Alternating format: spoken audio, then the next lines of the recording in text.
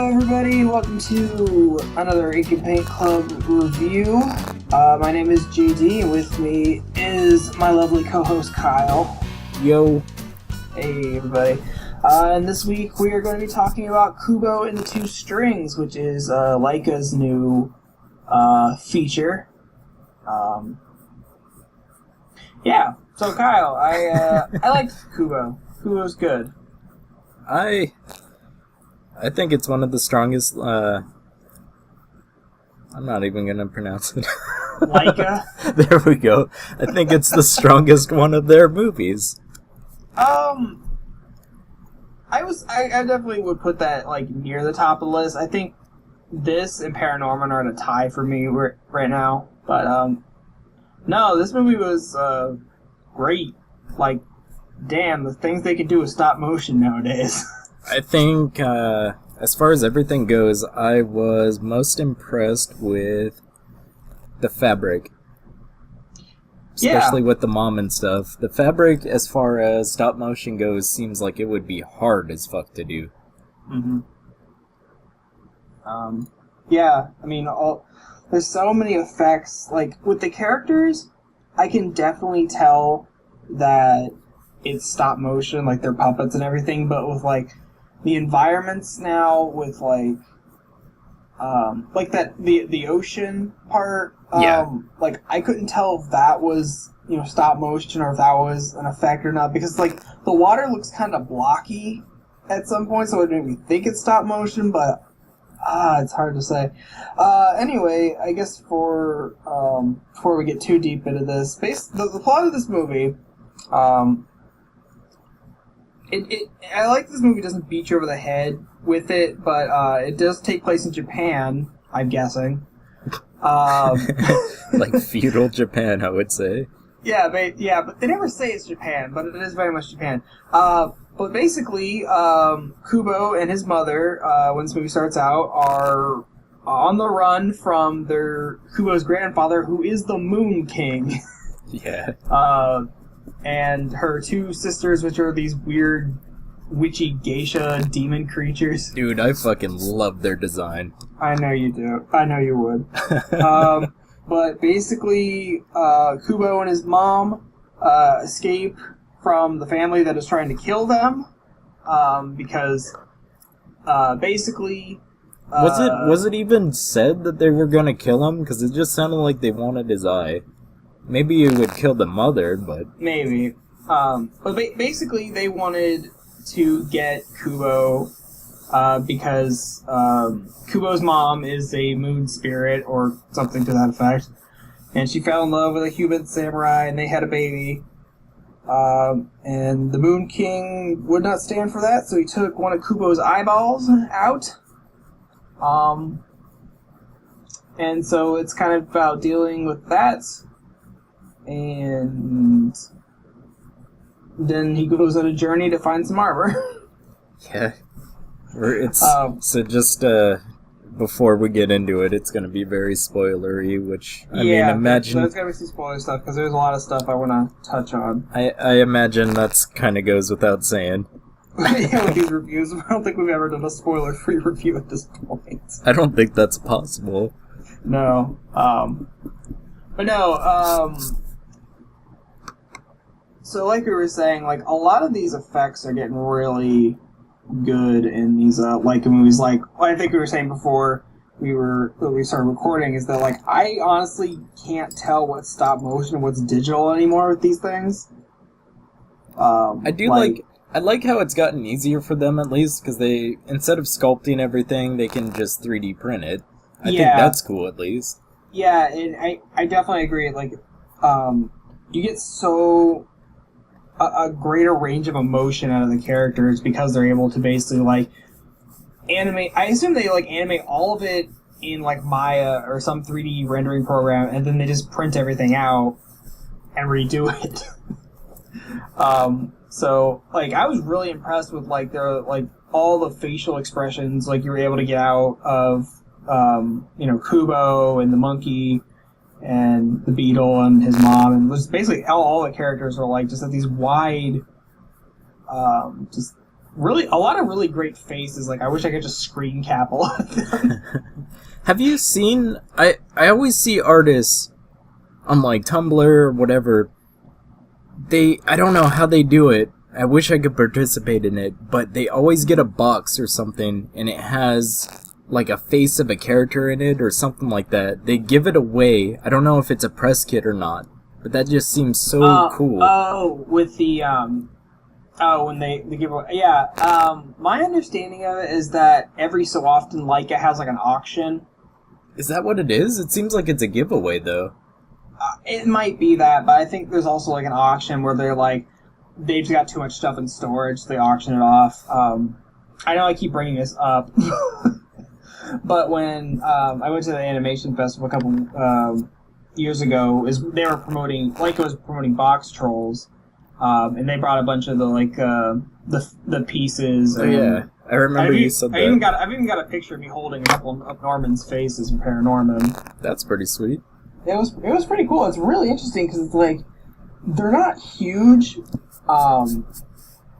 but you know they got this good, good amount of weight and stuff to it.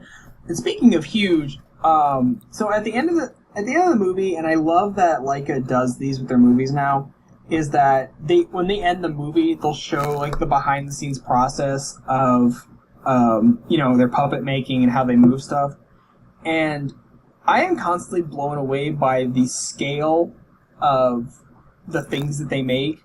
So there's a part of this movie where Kubo, his totem monkey charm thing, and this beetle samurai are going off to find these 3 pieces of a magical armor that Kubo can use to defeat the Moon King. And they fight this giant skeleton warrior monster thing. And at the end of the movie, they kind of show you, the process of making that skeleton. And this skeleton is a good 20 feet tall. And they've got him rigged up on wires and everything, and just like animating with computers and stuff. And it's like, damn, that's impressive. I'll give them that. 20 feet tall in the scale of the movie, or like 20 feet tall? You saw the end of it, right? No, it was the whole animation stuff where they were showing everybody's, I guess, voice actor and stuff, and it was all, like, hand-drawn or whatever. Well, kind of just bounced after that. Right before they rolled the credits, they were, like, doing the thing where they pull back the camera and it shows everybody, like, animating. No, they never did that. We didn't get that. Yeah. Really? Yeah. That's interesting. Yeah, they pulled back the camera because they showed the giant skeleton and they pulled back and they showed him like he's rigged up on pulley systems and he's like a good 20 feet tall. Fuck, that's pretty cool. And he's huge.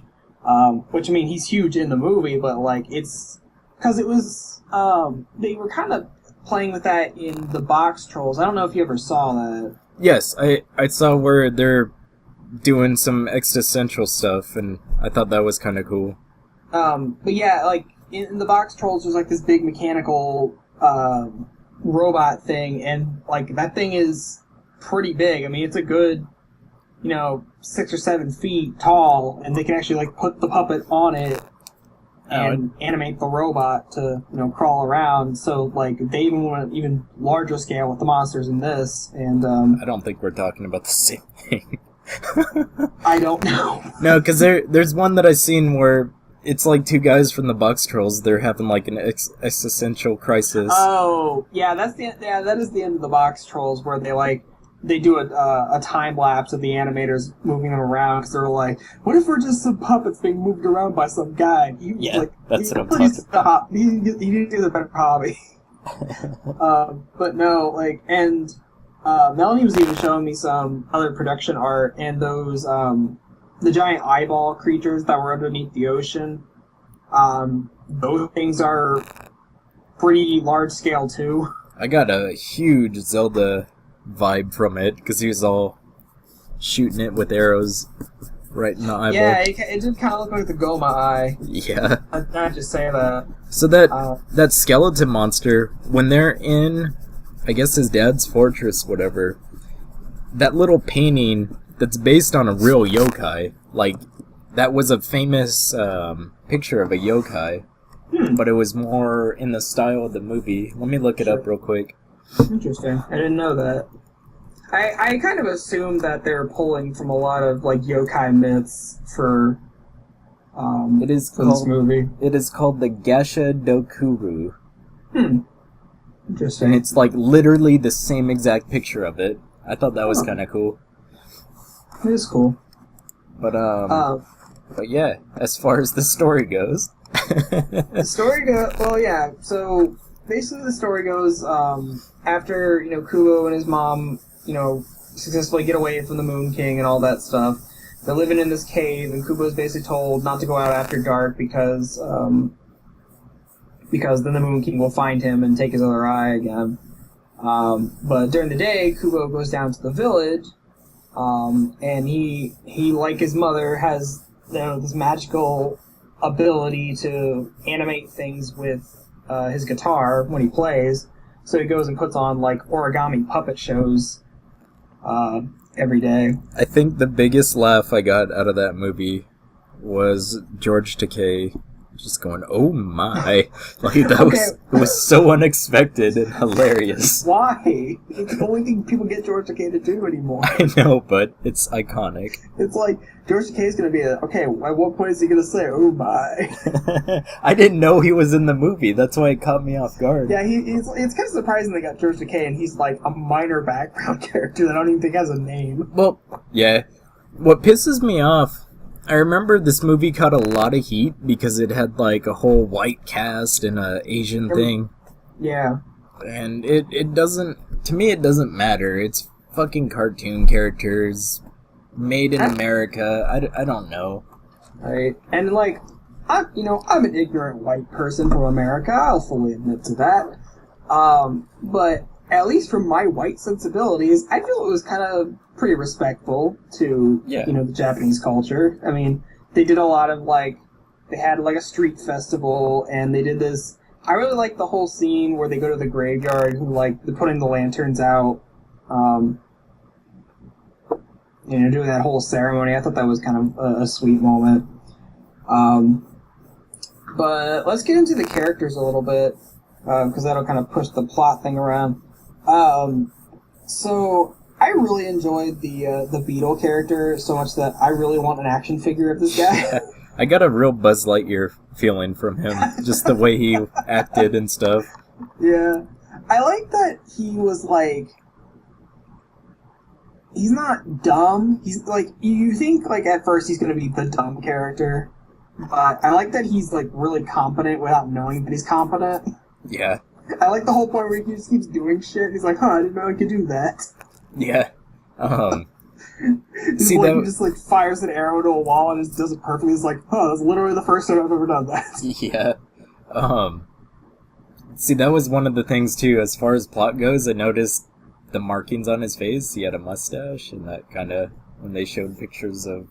Yeah, that is one thing that I really like about this movie, is as it goes on, you really start to notice the foreshadowing elements that they were doing. He says, "Remember everything." Yeah. Memory is a really big theme for this movie. Okay, so that's my thing too. The way the mother was, that's how you depict memory loss and stuff. Yeah, I did like that. Yeah, because basically in the beginning of the movie, Kubo's mom falls out of her boat when she's escaping from the Moon King and hits her head on a rock or something. Yeah. And I think that starts to it damages something in her brain, so she basically has dementia. Yeah. Or Alzheimer's or something.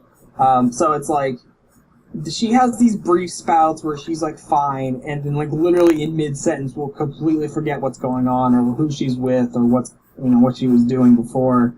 And I felt that was more true to life than Dory. Yeah.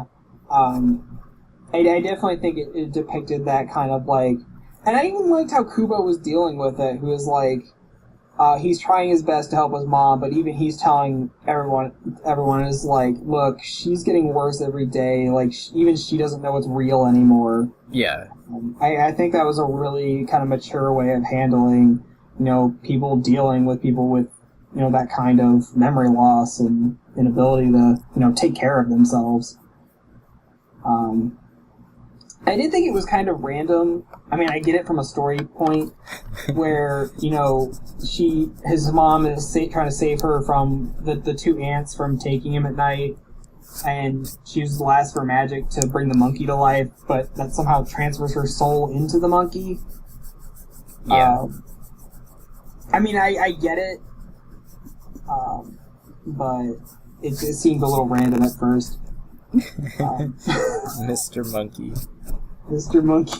It was like, had I been alive at that point, I would have been real offended by that. Yeah. But what I was saying earlier, I really like a lot of the foreshadowing elements. This is one of the few movies that I actually kind of noticed, because there's a scene near the beginning where, like, the entire village, because of this festival, go down to this graveyard, and they put these lanterns next to graves, and if the lanterns light up, that means the spirit is with you, and then you put them out in the lake.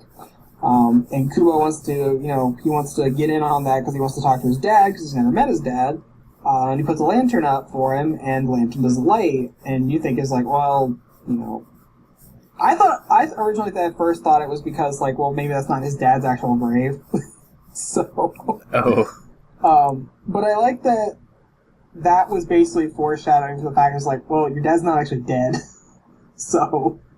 That's why he's not coming. But then I like how they bring it back around at the end where he puts the two lanterns up for his parents who are now dead, and then the lanterns finally light up for him.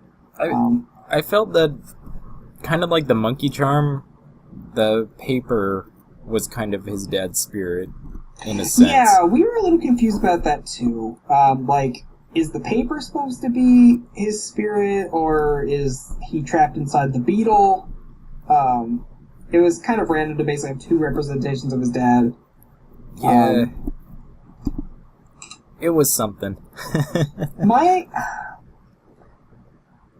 my guess, and I'm literally just thinking about this right now. Grasping at straws. Basically. My guess is that, like, when the Moon King and the two ants destroyed the dad, they said they broke him and, like, took away his memory. My guess is that the paper doll is actually his memory, where the beetle is his physical form. Yeah, sounds about right. I could buy that. Yeah. But yeah, so there was that part with the lanterns, and I love that, like, because they're going on this whole quest because after Kubo's mom eats it, and Kubo's saved by the monkey. That's a nice way to put it. She eats it. Basically, he's told to go on the quest to find these three parts of this mystical armor that basically make him invincible against the Moon King. And I like that, they go find the sword and the chess piece, and then it turns out that the helmet that he's been looking for is actually the bell that has been telling him to go home every night. So it was kind of cool. Like, it comes back around. He has to go back to where he started to get the last piece. Yeah. I thought that was a really interesting symbol because they never really show you the bell. No, they never do. But as soon as they go back and show it to you, it's like and they make the same ringing noises. Like, oh, that's what that was. So I thought that was a really cool way of bringing it all around. And also I thought it was really random when Kubo has the dream telling him where the helmet is, or where Quotey Fingers it is, when the old man in his dream shows up to show him where to go to get the helmet. And it's revealed the old man is actually the Moon King that shows up later. Well, that was obvious because he was blind. That should have been, like, the first thing to give it away. Yeah, that was kind of what I was saying. It's like, that's the Moon King, isn't it? But it's like, it's weird that Kubo is just accepting of this random old guy in his dreams, telling him where the helmet is. Yeah, but that was like, the is that trap. supposed to be the Moon King, or is that his dad? He's like, he looks too old to be a dad. Yeah, but that was definitely the whole trap thing. Mm-hmm. But, yeah, I think the thematic elements in the plot here are really solid. And you were saying something interesting earlier, or before we recorded, that like this movie seems pretty cliche free. Yeah. Like, I honestly didn't know where the movie was going. Because even the final battle, it wasn't like a traditional final battle. Yeah, which I it's thought like was you'd great. expect him to, like, he's got all these armor pieces, and he's gonna fucking stab the Moon King to death or something like that. But no, he just... Okay, and this is another thing that I really love about, the whole foreshadowing and using thematic elements, is that, like, I thought, like, when going into this movie, it's called Kubo and the Two Strings, and I figured, like, oh, he has, like, a two-string guitar, whatever. Same, kinda. Yeah. But I love that at the end of the, like, throughout the movie, he's getting, like, these bracelets. Like, one's made of his mom's hair, and then I think I forget what the second one, it was from his dad. It was his dad's bow, like the... Right, it was the bowstring, yeah, it was dad's bowstring. And, like, it was to get away from the second sister, to go back to the village to get the helmet. Kubo breaks all of his guitar strings, but to restring it, he uses, both those two strings that he got from his mom and his dad, and he uses his own hair as a third string. So I thought that was kind of cool that, like, oh, those two strings are his parents, and I don't know. I think that was an interesting little tidbit they put in there. Well, the other interesting thing too was they keep establishing his grandfather's blind. The first time they show him, his eyes are fucked up. Okay, he's blind. So and this is like the end of the movie, but when he turns back human, he has a good eye and a bad eye. And I feel that was the one he took from him, in a sense. Because they kept saying that, he's blind against humanity, all this kind of stuff, and I feel that was... It came off more as that was his gift to him, to make him see humanity a little bit more. That makes sense? Yeah, I didn't think about that. Because what I thought was that, like, because Kubo essentially made him mortal, he needed a mortal eye so that he could see humanity. But I think I like that a lot better. I like that instead of, like, he didn't want to kill his grandfather, he wanted to, like, make him see the good in humanity and, like, say it's worth everything. Actually, he did want to kill him, because he was like, well, how does this story end? He's like, well, I'm gonna kill you. But I like that, like, the final resolution wasn't him killing the Moon King, that he turned him into this old man. And I like that rather than basically dooming him to, like, have a shitty existence on Earth, that he, like, literally the entire town makes up a story on the spot that, like, he's the kindest old man ever, and he's so generous, and he's done so much for the community. Because he has no fucking idea because he has no memory at all when he turns mortal. And I think that's good, because that's his last living relative, and he was going to take care of him as much as he's done with everybody else. So I thought that was a cool little thing. Yeah, it was a nice way, and it's once again, Laika is kind of subverting a lot of expectations when it comes to their stories. Like, I mean, this is kind of like, in a sense, where at the end of Paranorman, where you realize that one character is gay. It's like, you're not expecting that, but it's a nice touch. I do think it was weird they used how they used their one curse word and really strung it out. What was it? Where his granddad's calling the mortal realm a living hell or something. He really stretches that out. Oh. Ray Fiennes. I guess if you want to say that. I don't know. That's just me nitpicking, but no, I mean this movie is beautiful, really. So Melody was literally leaning over to me the entire movie, like, "Oh my god, this movie is gorgeous."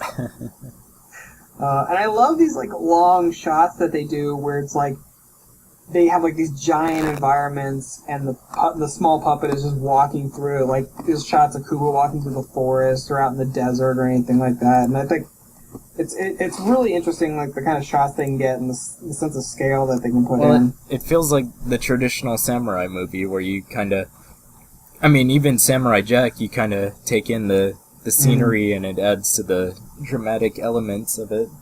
Yeah, and for a kids movie, I say kids movie because it's animated, but you know, Laika's not really kids. But I like that there's a lot of quiet moments in this movie. It isn't Sausage Party, which is an adult movie.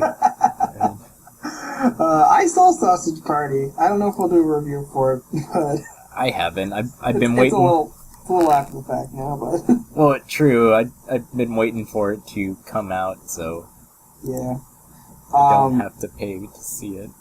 Well, I overpaid to see it, but damn, that's another story. Another thing I want to really give this movie props for is, man, they did some great action set pieces in stop motion. Yeah. Like I really love the scene on the boat where Monkey and the first sister are basically having a sword fight, and like how the camera's just whipping around, and everyone's just doing these jump flips, and I don't know, man. It really blows my mind the kind of stuff they're able to do now with all the technological advances. Yeah, and all the boss fights, like I was saying, like just the sense of scale they can get with these giant monsters, and how like big they are in real life too.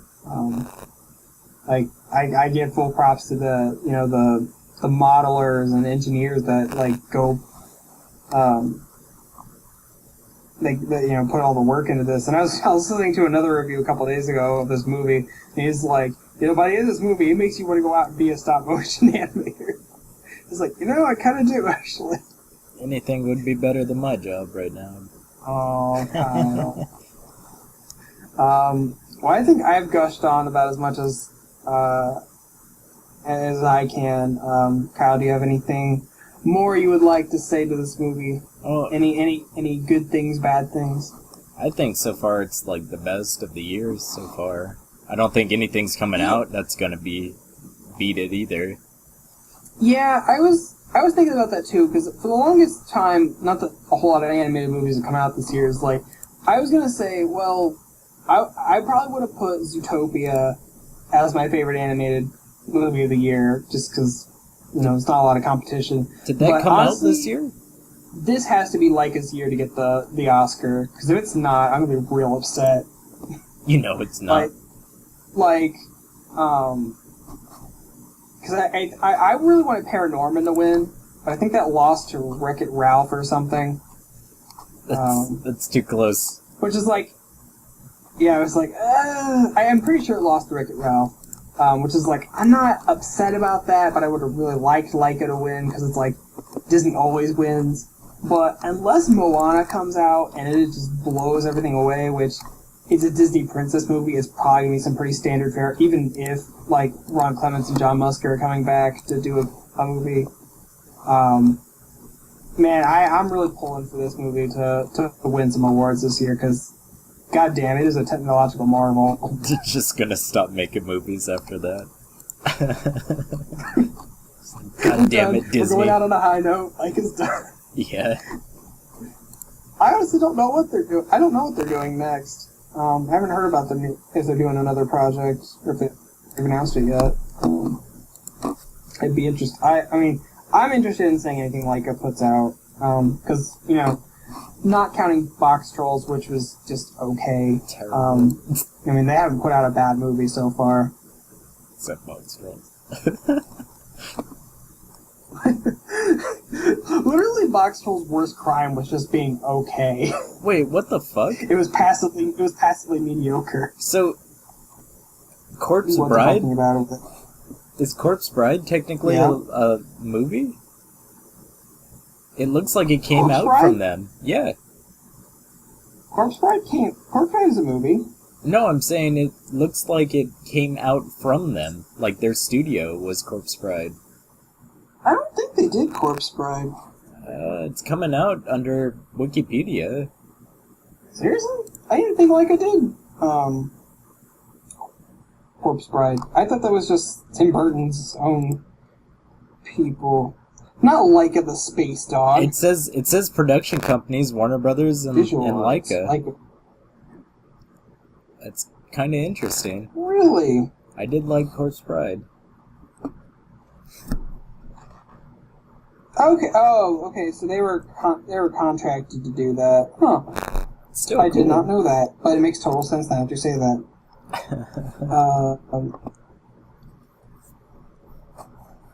Sweet. Learn something new every day. Am I right?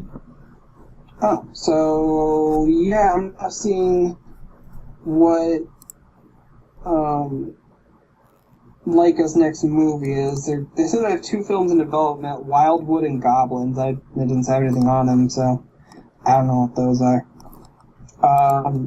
But yeah, Kubo was great. I really enjoyed it. It is a beautiful thing. Laika movies make me want to buy the DVD just so I can see all the behind-the-scenes footage. Because I really want to see how they pull a lot of this off.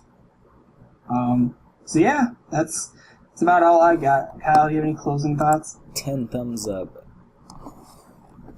Yeah. I'm gonna have to go get some other thumbs. I'm gonna pull some people in for that many thumbs. I need to cut some hands off. Oh no. Alright guys, well that I think that does about does it for us this week.